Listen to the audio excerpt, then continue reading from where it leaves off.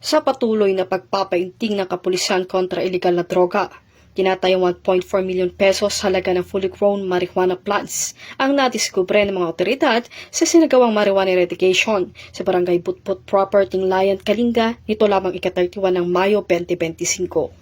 Matagumpay ang nasabing marijuana eradication dahil sa pagtutulungan ng mga operatiba sa pangunguna ng First Kalinga Provincial Mobile Force Company, katuwang ang mga tauhan ng Tinglayan Municipal Police Station at Philippine Drug Enforcement Agency Cordillera.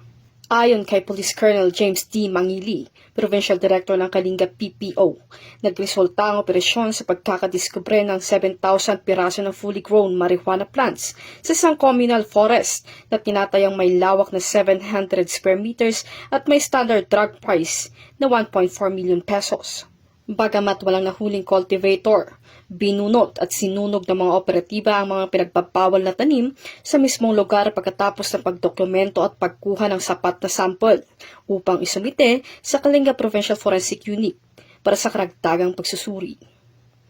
Ang matagumpay na operasyon ay patunay lamang na ang pambansang pulisya ay kaisa sa pagpapaigting ng kumpanya kontra iligal na droga bilang pagsuporta sa adhikain ng kasalukuyang administrasyon tungo sa isang bagong Pilipinas.